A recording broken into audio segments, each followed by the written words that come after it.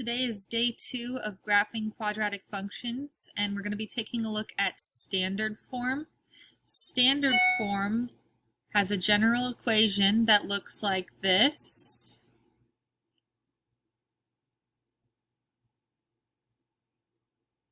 Y equals ax squared plus bx plus c. If I take a look at the first example, what I want to do is identify a, b, and c.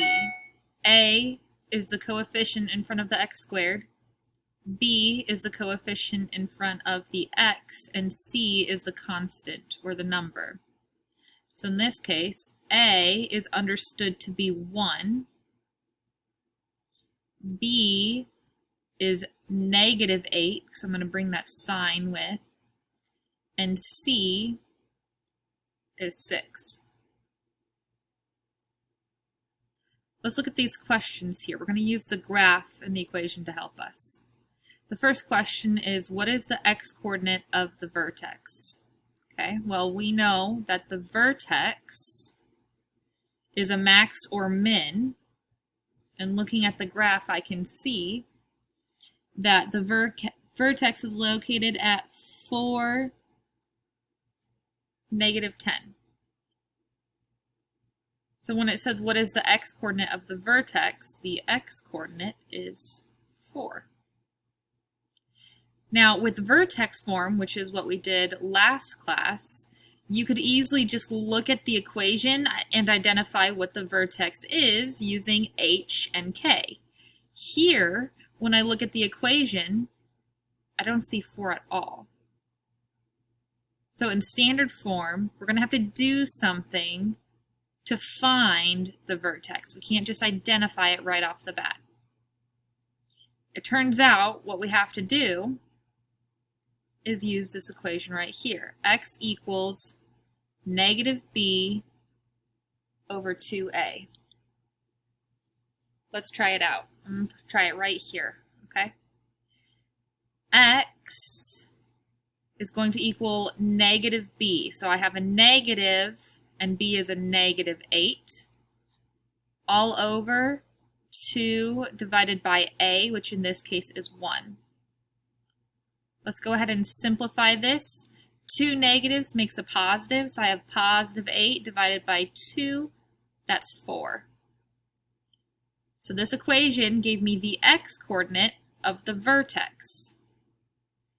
If I didn't give you the graph and you wanted to write the whole entire coordinate, you'd find x, and then in order to find y, you would plug 4 back into the original equation. So to get -10, I would have had to do y equals, and then put my x, so 4 squared minus 8 times 4 plus 6. And if you were to solve this, you would see that we do in fact end up getting a -10. Okay, next question. Pick 2 numbers that are equidistant from the x-coordinate of the vertex and evaluate the function at those values. What do you notice?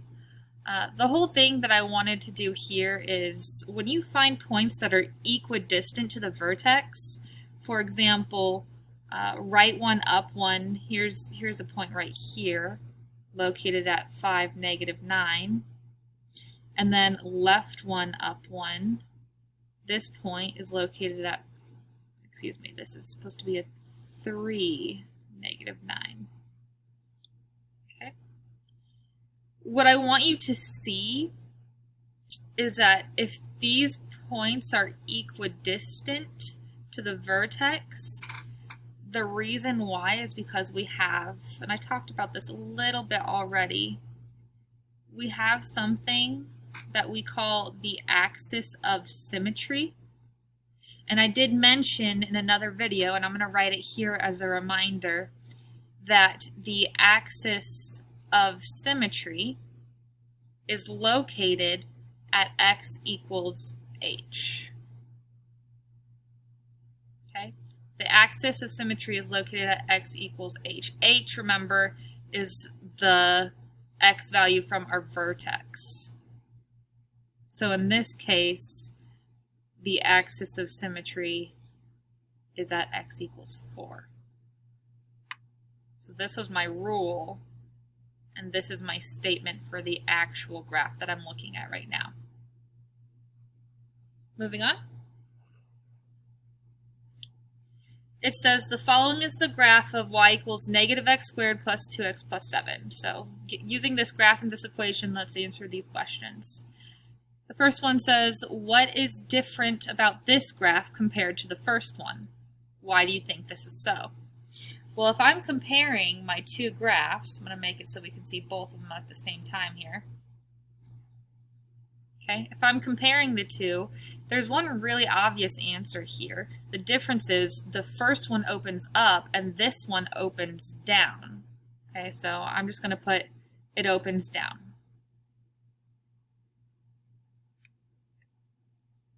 Where it says, why do you think it's so? This is where looking at the equation would be helpful. Okay, if I compare the equations to the graphs, what's different, other than the number values, is that this one has a positive a value, this one has a negative a value. Again, this is something we've discussed already and something we've observed. So I just want you to make note that when we have a positive a value, it's going to open up. And if it opens up, that means it's going to have a minimum for a vertex. And if we have a negative a value, it's going to open down, which means we're going to have a maximum value for our vertex.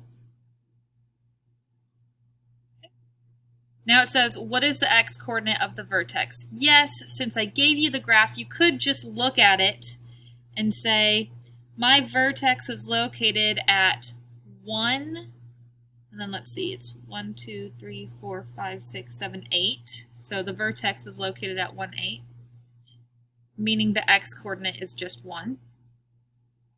But if I didn't give you the graph, remember, there is an equation that I can use to find the x value. Let's practice that real quick. Looking at the equation, a is a negative 1, b is 2, c is 7. To find the x value, I have negative b over 2a, so that would be a negative, b in this case was 2, all over 2 divided by a, which was negative 1. That becomes negative 2 over negative 2, or a positive 1, which we can see here. Now, we use the a and the b to find the x-coordinate of the vertex. Okay? But does anyone notice what c represents on my graph? C actually represents our y-intercepts. Okay, we can see that the y-intercept here is positive 6, and the y-intercept here was a positive 7. I just want you to make a note that C represents the y-intercept.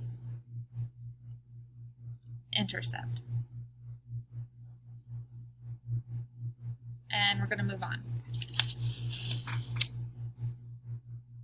Okay. The following equation gives us this graph. We're going to answer the questions, and I'm also going to attempt to bring everything together that we've talked about so far. So before I even look at the questions, I want to point out that if this is standard form, which it is, we have an A, B, and C value. A is the number in front of the x squared term, so in this case it's 1/2. B is the number in front of the x term, so -1. And C is the number, or the constant, so in that case it's going to be -6. the C value, -6, is our y-intercept. So that's why I put a -6 there, showing you that this is our y-intercept. And remember, we have the capability of using the A and B values to find the x-coordinate of the vertex, which is actually one of the questions. So I'll do that in a moment. Let's take a look at the first question. What is different about this graph compared to the first and second ones? Why do you think that this is so? Well, if you compare this graph to the other ones, I'll scooch it up so you can see at least one of the other ones. Sorry if I make you dizzy there. I'm just adjusting. Doesn't this graph appear to be much wider? Why do you think that this is so? Why would this graph be wider than the other two? Because we have a compression. Remember, we've already discussed before, we are going to have a compression if the absolute value of A is between 0 and 1. A in this case is 1/2, which is in fact in between 0 and 1. I mentioned that we were going to come back to this, so it says, what is the x-coordinate of the vertex? The x-coordinate can be found using -b over 2a. Let's plug in our values that we found from over here. B is a -1. A was 1/2. 2 negatives makes a positive. 2 times 1/2 is 1. Okay, there's 1. Now, that's just the x value. If I wanted to write what the actual coordinate of the vertex is, the x would go here, so that's 1. And in order to find the y value, we'd have to plug 1 into the equation. So y equals 1/2 times, it says x squared, but remember we're plugging in 1 for x, minus, and then again we had an x, okay, and then we had -6. Let's say we were to solve this. Scooch it over so you can kind of see it here. Okay, let's say we're trying to solve this. 1 squared is 1. 1/2 times 1 is 1/2. Subtracting 1, subtracting 6. Okay?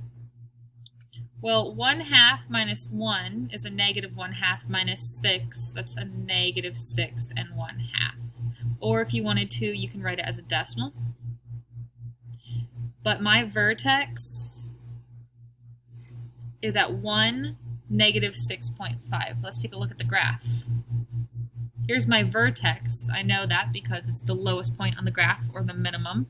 And it does, in fact, appear to be located at 1, -6.5. On the next page, we have this equation in this graph and a few questions I'd like to answer. The first question is, what is different about this graph compared to the ones on the first page? Why do you think this is so? Well, if you compare this graph to the graphs on the front page, and I'm showing them to you real quick, so we're comparing them. This graph appears to be much thinner or skinnier, so let's put thin, than the other ones. Why do you think this is so? Well, we've practiced taking a look at stretches versus compressions before. In this case, we have a vertical stretch. Why do we have a vertical stretch? Well, the 3 for the A value is greater than 1. Okay, and then we could use x equals -b over 2a to find the x. B is a -6.